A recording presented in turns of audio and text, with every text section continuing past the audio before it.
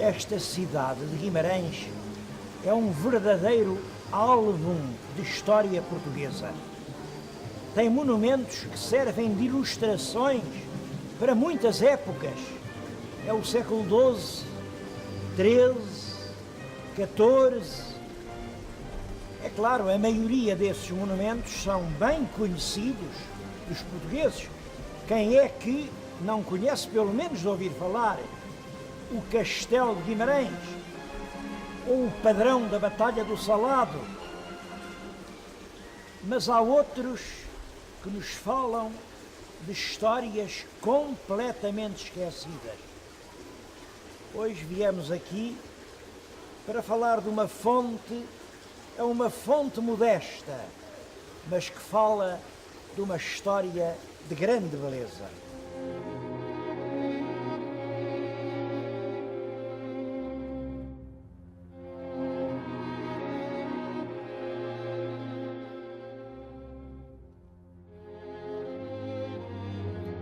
Peço atenção para as armas que estão nesta fonte. Como veem, é o escudo das 5 quinas, que está sobreposto à esfera armilar e superposto à coroa real. Devo-lhes dizer que isto, de certo modo, é um absurdo. Absurdo porquê?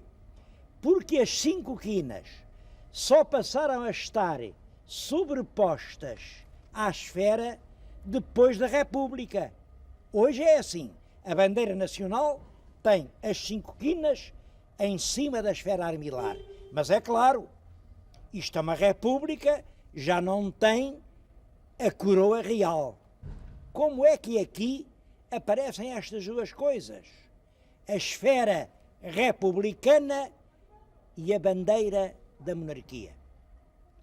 É isto que nos coloca na pista de uma das histórias mais fascinantes do século passado.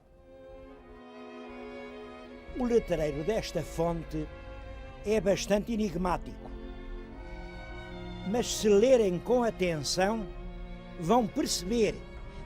É um letreiro que é uma anedota, hein? Isto é uma anedota. Havia aqui em Guimarães uma autoridade que era o senhor Estevão Justo. Bom, e esse homem em 1820 mandou fazer a fonte, mandou pôr a fonte. Teve uma ideia: eu vou pôr lá na fonte o meu nome, Estevão Justo. Para poder pôr o nome de Estevão Justo, que diabo, porque Estevão Justo, porquê? Lembrou-se que isto rimava com Augusto, e Augusto quer dizer imperador. O imperador romano era Augusto, como sabem, os Augustos. Então inventou esta quadra de pé quebrado. João I, rei do Reino Unido, ministro, aqui fez pôr a Estevão Justo, o qual, com esta fonte majestosa, ornou a pátria do primeiro Augusto.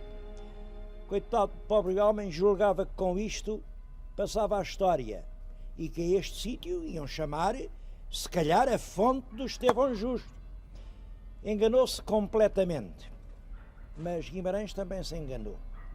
Este largo, que se devia chamar Largo do Reino Unido, e que o pobre homem queria que se chamasse Largo de Estevão Justo, chama-se simplesmente Largo de João Franco.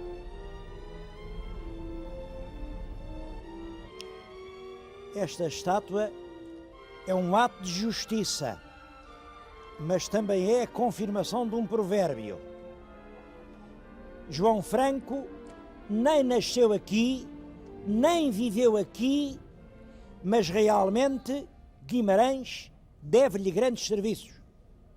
João Franco criou a Escola Técnica de Guimarães e foi essa escola industrial que criou os quadros que vieram a fazer Guimarães andar para a frente. João Franco sabia que é nas escolas que se jogam os destinos das pátrias. Portanto, é merecida a homenagem.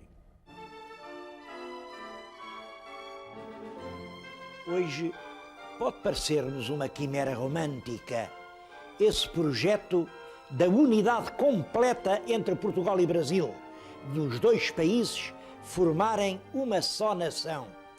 Mas a verdade é que é um período na história em que isso representava a verdade.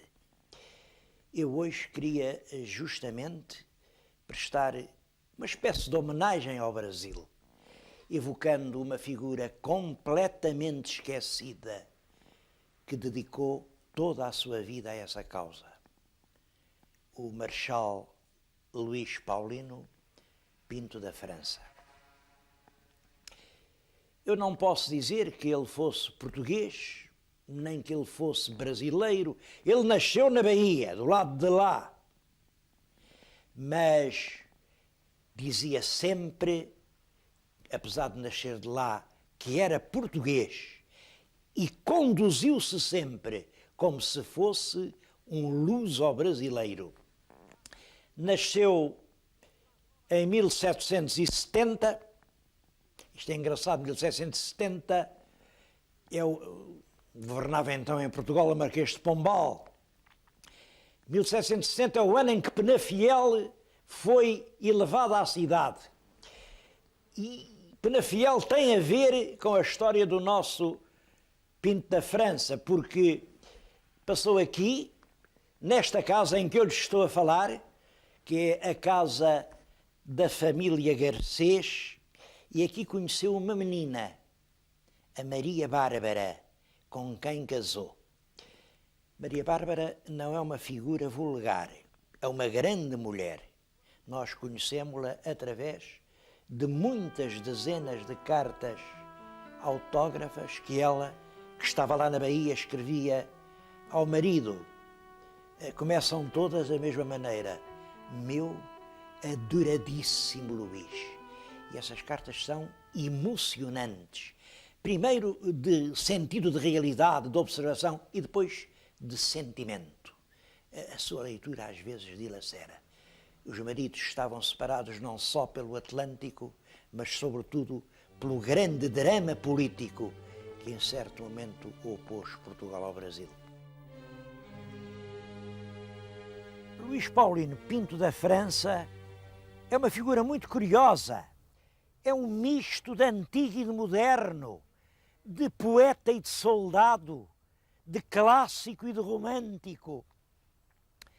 Quando veio a invasão francesa com o Junot, Junot escolheu os melhores militares portugueses para se irem bater em França nos exércitos de Napoleão. Mas Luís Paulino entende que não, que a sua espada é para lutar por Portugal, não por Napoleão. E é então que vai com o filho ao altar, ao túmulo de Dom Afonso Henriques, em Santa Cruz de Coimbra, quebra a espada e profere um soneto que ficou célebre. A teus pés, fundador da monarquia, vai ser a luz agente desarmada. Cede hoje à traição a forte espada que jamais se rendeu à valentia. Ó Rei, se minha dor, minha agonia penetrar pode em sepulcral morada, arromba a campa e com mão mirrada corre a vingar a afronta deste dia. E eu, fiel qual te foi Egasmonis, teu pajem, fiel sempre serei. Grata esperança me sopra o fogo de imortal coragem. E as lágrimas que a dor aos olhos lança, recebe-as, grande rei, por vassalagem, aceitas por protesto de vingança.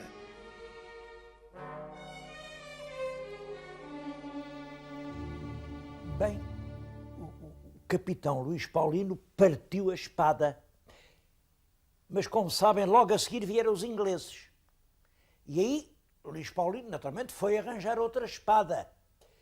Apresenta-se aos ingleses, faz a guerra, fê-la brilhantemente, ele era comandante dos Dragões de Chaves, mas quando a guerra acabou, pediu para voltar ao Brasil. A verdade é que era no Brasil que ele tinha a mulher, tinha os filhos, tinha os cunhados, tinha a fazenda. E no Brasil, entre 1813 e 1821, Luís Paulino viveu os melhores anos da sua vida. Mas nessa altura dá-se a Revolução Liberal em Portugal, a Revolução de 1820. A Revolução reúne umas cortes para fazer uma Constituição, houve deputados do Porto, deputados do Algarve, deputados da Beira e deputados do Brasil, porque aqui entendiam que o Brasil não era outro reino, era uma província. E quem é que vem entre os deputados do Brasil? Vem Luís Paulino, que nessa altura já é marechal de campo. Os deputados brasileiros aqui nas Cortes tiveram um papel muito difícil, porque no fundo as Cortes portuguesas o que queria era reconduzir o Brasil à situação de colónia. Aqui não admitiam esta ideia. Portugal, Brasil, em pé de igualdade. É muito curioso que os brasileiros aceitaram isso.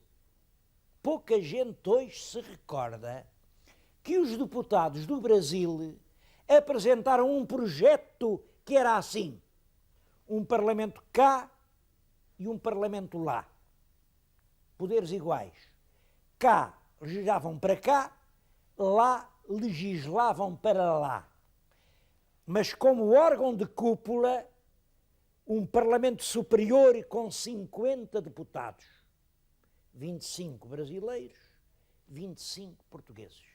Sede, Lisboa. Bom, pois os deputados de Lisboa não aceitaram isso. Não! Para eles, tiraram de lá os parlamentos, tiraram de lá os tribunais, tiraram de lá tudo quanto eram órgãos de soberania. O Brasil tinha de continuar a ser colónia. Estávamos no tempo romântico dos nacionalismos exaltados, já existia um nacionalismo brasileiro e, é claro, os brasileiros não aceitaram isso. Não podia ser. Houve aqui, no nosso Parlamento, discussões apaixonadas.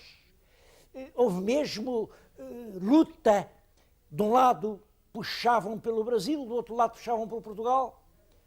E havia um homem que não era por lá nem por cá e que dizia: eu não sou nem português, nem brasileiro.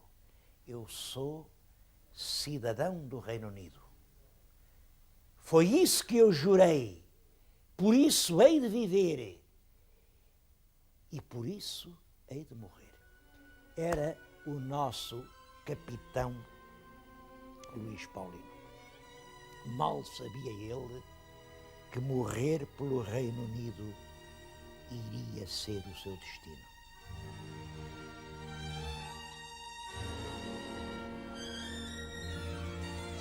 Nessa altura, a corte e o rei estão no Brasil.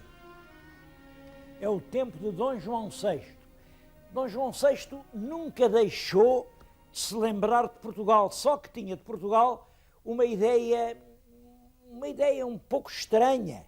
O que ele dizia é que nesse grande conjunto do Reino Unido, de Portugal-Brasil, Portugal era o seu canapé na Europa.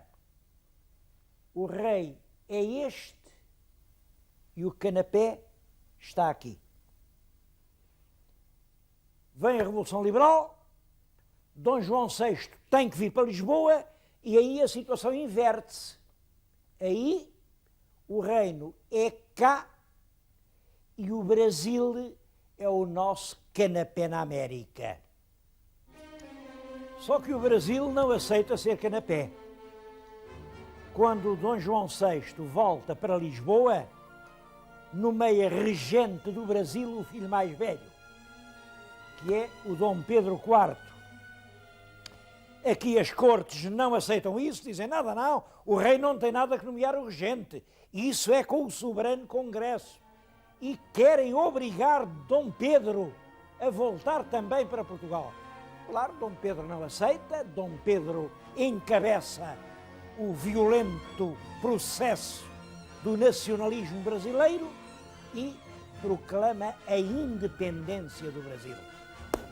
É assim que acaba o Reino Unido. Essa data é para os portugueses uma situação muito grave. Eles não aceitam que o Brasil já não seja português. É nesse momento que o nosso Marechal Luís Paulino vai ter a sua derradeira intervenção. Naturalmente que o Brasil não aceitou as exigências das cortes portuguesas. É o próprio príncipe Dom Pedro, regente, quem proclama a independência do Brasil. Ele será o primeiro imperador do Brasil. Há um estado de guerra. No sul foi simples. Dom Pedro expulsou o general Avilés, que voltou a Lisboa, mas no norte foi difícil. Estava lá um general Madeira de Melo. Esse homem era português e entendia que o seu dever era manter a bandeira de Portugal e a obediência a Lisboa. É uma guerra que dura perto de um ano e, naturalmente, o nosso Dom João VI quer acabar com essa guerra. É para isso que ele chama ao passo o seu fiel amigo Luís Paulino. Pede-lhe que embarque, que vá ao Brasil, que fale com aquele general um bocado fascinoroso e que o convença a não dar mais tiros, a não fazer correr mais sangue, que diabo, portugueses e brasileiros, somos todos irmãos, guerra para quê? E Luís Paulino faz essa viagem. Quando chega à Bahia, já tudo tinha acabado. O general tinha regressado a Portugal e ele vai para o Rio de Janeiro. Mas no Rio de Janeiro não o deixam desembarcar. Põem-lhe a questão. Afinal, o senhor o que é? Português ou brasileiro? Se é brasileiro, é recebido de braços abertos, a sua terra é aqui, mas presta homenagem ao nosso imperador. Se é português, não tem aqui nada que fazer, vá para a sua terra. E Luís Paulino acha que não é português nem é brasileiro. Ficar não pode e tem de embarcar. O Marechal Luís Paulino regressa então a Portugal, mas faz uma descoberta terrível. Afinal, ele é o cidadão de uma pátria que não existe, o Reino Unido. Talvez tenha sido o único mártir dessa pátria. Por isso mesmo, eu queria lhe prestar essa homenagem.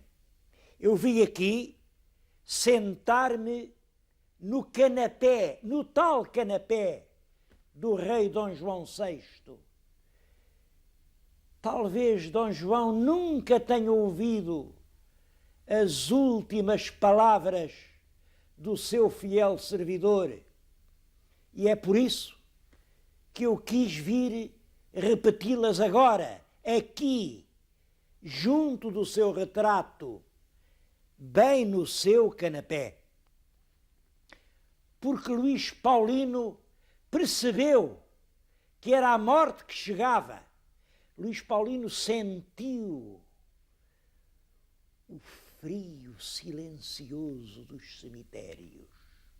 sentiu que a morte, pouco a pouco, tomava conta dele. É um dos mais belos sonetos de toda a literatura portuguesa. Não sei mesmo de nenhum outro em que o clássico e o romântico se conjuguem tão profundamente.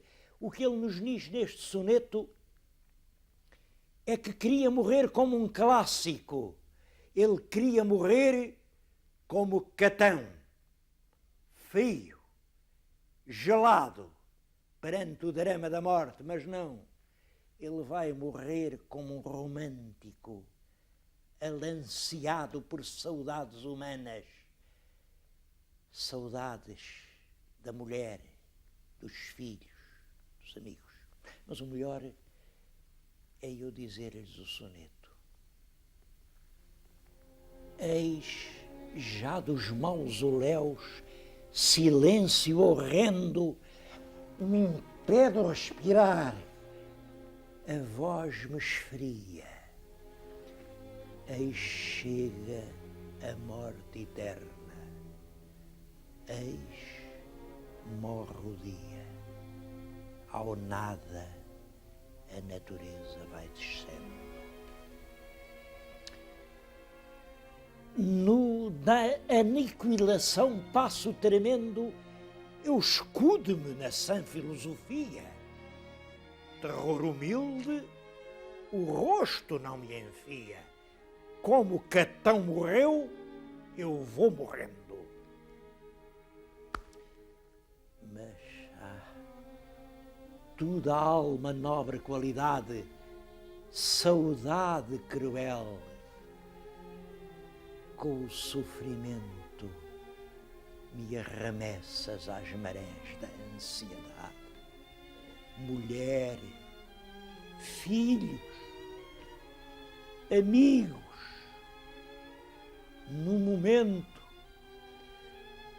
momento de adeus à eternidade, vós sois o meu cuidado, o meu tormento. Julgo que o rei Dom João VI nunca terá ouvido esses versos do seu fiel servidor. Pouco depois de os dizer, Luís Paulino morreu.